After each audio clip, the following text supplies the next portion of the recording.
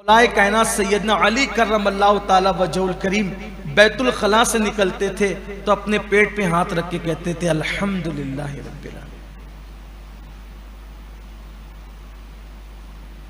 आप उसको मजाक में ना लीजिएगा। जो बैतुल खला से फारिग होने के बाद अल्हम्दुलिल्लाह अल्लाह का शुक्र अदा करते हैं, उनका हाजमा कभी खराब नहीं होता। क्यों? लइन शकरतुम लाज़ीदन्ना। और हुजूर अलैहिस्सलाम ने तवातुर के साथ बैतुल खला से निकलने के बाद अल्लाह का शुक्र अदा किया, इसलिए कि ये बड़ी मुसीबत है। अगर आदमी का पेट जाम हो जाए, उसको हाजत ना हो, तो बड़ी मुसीबत है, मुश्किल। हुजूर अलैहिस्सलाम जब जब बैतुल खला से निकलते थे, हुजूर की क्या दुआ पढ़ते थे? गुफरानका।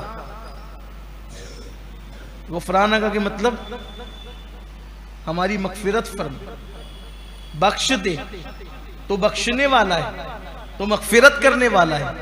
अच्छा, अल्लाह को ये क्यों कहा जाता तू मगफिरत करने वाला है? जितनी देर इंसान बैतुल खला में बैठा है, उतनी देर गोया कि वो अल्लाह के जिक्र से गाफिल है बज़ाहिर। तो उम्मत को तालीम दी जा रही है कि उतनी देर अगर गफलत में गुजरे तो उसके लिए भी माफी मांग लो, तो बख्शने वाला है, माफ कर दें।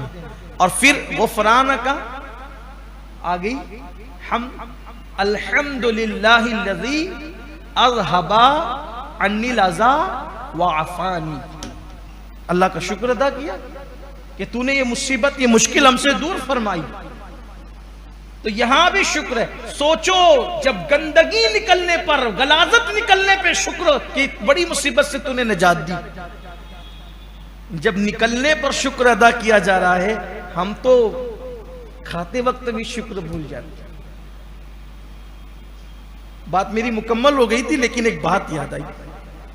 ये आप सोचते होंगे कि ये मुंह में डालना और निकलना इतना अहम है। मैं कहता हूं बहुत है। मुंह में जाना गिज़ा का जितनी बड़ी नेमत है, फजलात का निकल जाना भी उससे कम नेमत नहीं है, वो भी बड़ी नेमत। इसीलिए दस्तरखान पे भी शुक्र है, अल्लाह का शुक्र अदा करो। और बैतुल खला के बाद भी शुक्र है कि निकल गई वो, वरना बड़ी मुसीबत है वो। उसके दिल से जाकर के पूछो, जिनके पेट की गंदगी नहीं निकल पाती, मर जाते हैं लोग, मौत भी हो जाती है। आप हमें उसका अंदाजा नहीं, लेकिन इससे आपको अंदाजा होगा। हारून रशीद बड़ा बादशाह गुजरा है, अब्बासी बादशाहों में से एक था, पढ़ा लिखा आदमी था। जब हारून रशीद हज को जाने लगा तो रास्ते में उसकी मुलाकात हजरत बहलुल दाना से। ये बहलुल दाना समझते हैं, एक मजजूब थे उस दौर के, बहुत बड़े मजजूब। और हजरत बहलुल दाना के मुतालिक जो हमारे बाज बुजुर्गों ने, सूफिया ने लिखा है, ये डायरेक्ट मुरीद थे हजरत ज़ैद इब्न अली के। ज़ैद इब्न अली कौन? इमाम ज़ैनुल आबिदीन के छोटे बेटे, इमाम बाक़िर के भाई, हजरत सैयदना ज़ैद शहीद मजलूम, जो हमारे आका, हमारे महारेरा के जो सरकार लोग हैं, बुजुर्ग लोग हैं, उनके जद्द आला इमाम ज़ैद शहीद मजलूम, जिनकी औलाद में ख्वाजा बंदा नवाज गेसु दराज भी है। तो बहलुल दाना मुरीद है किसके? हज़रत ज़ैद शहीद के। बाज़ लोगों ने उनको इमाम जाफर सादिक का भी मुरीद कहा, लेकिन बहरहाल उसी खानदान के मुरीद है। जूतियां सीधी करते थे हज़रत बहलुल दाना इन बुजुर्गों की। हारून रशीद हज को जाते हुए बहलुल दाना नजर आ गए तो रुक गए। हारून रशीद ने कहा कि बहलुल, मुझे कुछ नसीहत कर दो, मुझे कुछ नसीहत कर दो। फरमाया, हारून, तुझे अपनी हुकूमत और सल्तनत पे बहुत नाज है, बहुत नाज है तुझे। तुझे पता है तेरी हुकूमत की कीमत क्या है, तेरी सल्तनत की कीमत क्या है? अब वो बहलुल दाना थे, मजजूब थे। हारून ने कहा, कहो बाबा क्या है? फरमाया, एक गिलास पानी। तेरी पूरी हुकूमत की कीमत कितनी है? एक गिलास हंसने लगा।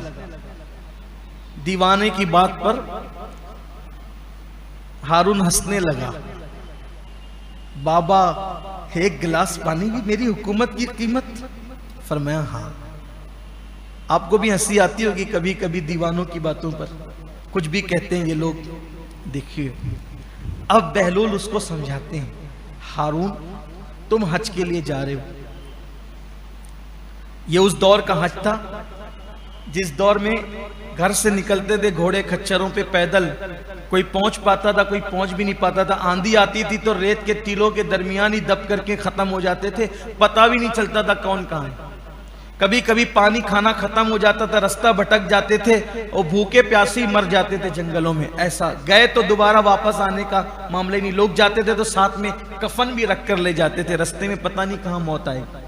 अभी का हज नहीं कि मालेगांव वाले एयरपोर्ट पे पहुंचा के घर नहीं आते, उधर से मैसेज आता है मैं जिद्दा पहुंच गया हूं खैर से। बहुत आसान है, इसलिए हज की अहमियत भी खत्म हो गई। अब हज भी माज़अल्लाह लोगों ने सैर व तफरीह का एक हज और उम्रा को जरिया बना लिया।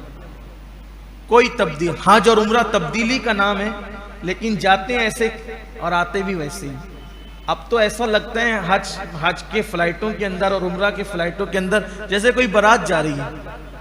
हंसी मजाक, मैंने अपनी आंखों से, मुबालगा नहीं करना, अपनी आंखों से हज को जाते हुए उम्रा से वापस आते हुए लोगों को देखा। फ्लाइट में बैठे हैं तो हिंदी फिल्में देख रहे हैं, मैंने अपनी आंखों से देखा।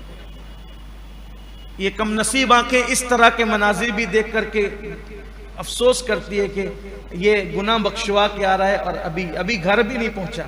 बेचारे के हाथ चूमने के लिए, आंख चूमने के लिए इतनी आंखें मुंतजिर और हाथ मुंतजिर है कि अब्बा आएंगे दुआएं लेंगे, चचा आएंगे दुआएं लेंगे, हाजी साहब आएंगे दुआएं लेंगे। ये हाल है हाजी साहब का कि वो हिंदी फिल्में। और मुबालगा नहीं कर रहा हूं, अल्लाह के घर में कह रहा हूं कि मैंने हरम पाक, मक्के का हरम और बिल्डिंग दोनों के दरमियान सिर्फ 60 फुट का फासला था। मैंने देखा कि हिंदुस्तान के हमारे हाजी कमरों के अंदर बंद होकर के हिंदी फिल्में मक्के के अंदर देख रहे हैं। ये सूरत यार, क्या कहिएगा, किससे कहिए। ये सैर व तफरीह के सिवा और क्या रह गया है।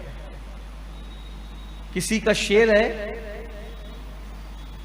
हाजी तो सब कहलाए हज करे कोई एक। हाजी तो सब कहलाए हज करे, किसी को क्या मिलता है ये काबे में जाके देख। हमने अपनी आंखों से लोगों को ये भी देखा हज के मौके पर, अभी हज हुआ भी नहीं है, बातें हो रही है कि पुतिया के लिए हार लेवे के ना, तो कहां कौन सी दुकान अच्छी रही है। ये यार खजूर कहां से खरीदे के। अरे अल्लाह के बंदे अभी हज तो कर, जब जाना तब करना। ये हाल है। फिर उसके बाद तवाफ की फिक्र नहीं है, 12 नंबर खंबे पर बैठे हुए हैं, बातें हो रही है तो के खजूरिया कितने मिली, मुके तो इतने मिली, 2 रियाल का फायदा होगा। ये हाल है। हंसने की बात नहीं, अफसोस है इस पर। कहां हज का वो तसव्वुर, कहां हज का वो तसव्वुर और कहां ये हालात। तो बहरहाल कितना रोना है, रोते ही रहे। तो हजरत बहलूल दाना ने फरमाया, हारून तुझे अपनी हुकूमत और सल्तनत पे बड़ा नाज है ना, एक गिलास पानी से ज्यादा उसकी कीमत नहीं है। कहा वो कैसे? फरमाया देख तू हज को जा रहा है, जंगल में भटक गया, खाना पानी खत्म हो गया और प्यास से तेरा दम निकलना चाहता है, प्यास से तेरा दम निकलना चाहता है, पानी कहीं नहीं है, कोई पिलाने वाला भी नहीं है। ऐसे में कोई आगे कहे हारून एक गिलास पानी तुझे दूंगा, लेकिन कीमत उसकी आधी सल्तनत है। बोल एक गिलास पानी आधी सल्तनत देके खरीदेगा कि नहीं? कहा हजरत बिल्कुल दे दूंगा। कहा अब तूने वो ठंडा ठंडा पानी पी लिया, पेट में पानी गया, जोर से पेशाब लगी, पेशाब हो नहीं रही, निकल नहीं रही है पेशाब, कोशिश कर करके तू थक गया।